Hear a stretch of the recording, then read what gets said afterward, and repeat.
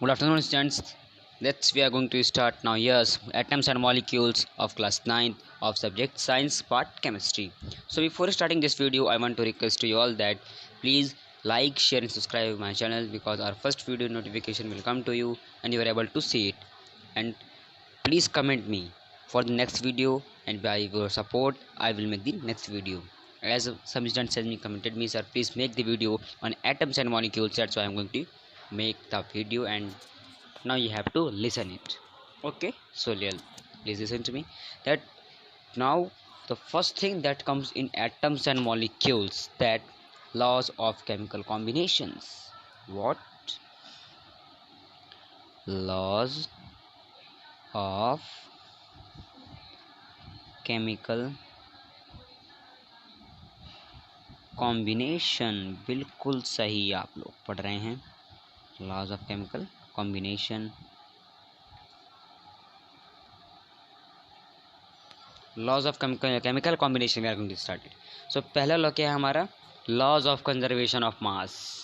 Laws of conservation of mass, laws of conservation of mass. ठीक, ये conservation है, आप लोग अच्छे से लिख लीजिएगा. तो ये लॉ क्या कहता है हमारा, सुनिएगा. The mass the due to with the law of conservation of mass states that laws of conservation of mass states that the energy or the mass cannot be created and nor be destroyed. The mass cannot be created and nor be destroyed. They only modified from one form to another. They can modify only from one form to another.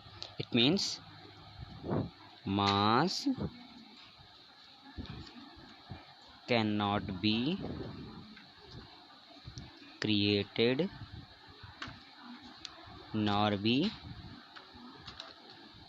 destroyed.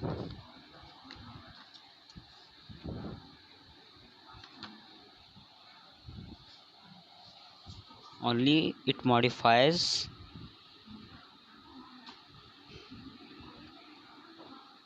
from one form to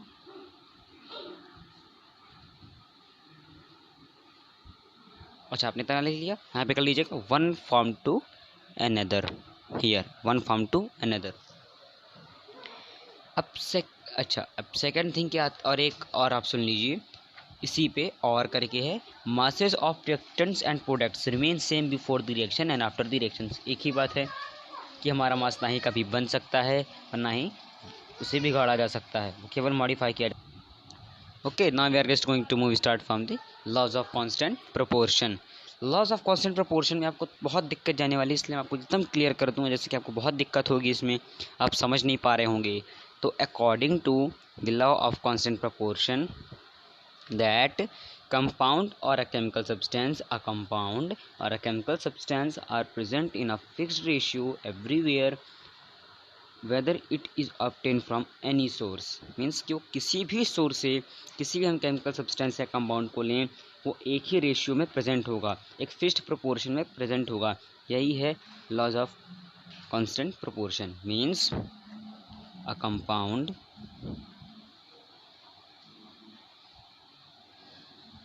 और chemical substance, देख लीजिएगा, अब present in a fixed ratio. अच्छा ठीक है, मैं बोल देता हूँ. देखिए, laws of constant proportion states that a compound और a chemical substance are present in a fixed proportion और in a fixed proportion of mass whether it obtained from any source. For example, we may take H2O is equals to H equals to 2, Oxygen equals to 16. So 2 by 16 is equals to, if we cut 1 by 8 and we will write A is to 1, it is its proportion. A ratio 8 is its proportion.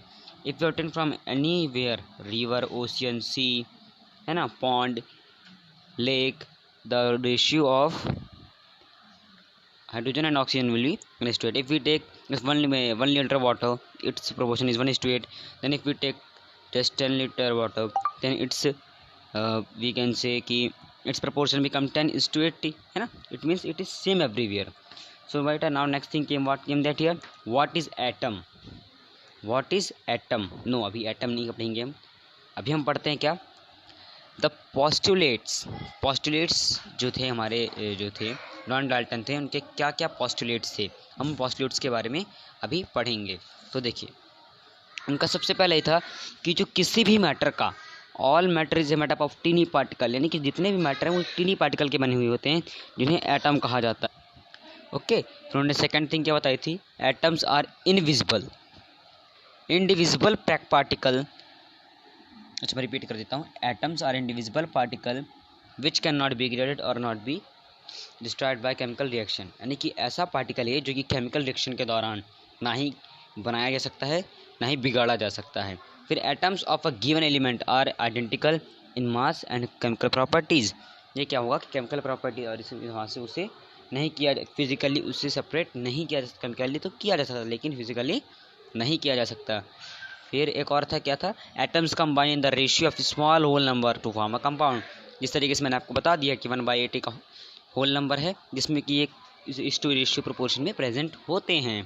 ठीक है. तो ये हो गया हमारा atom के बारे, postulates के बारे में, जॉन डाल्टन के. तो इस वीडियो में इतना ही.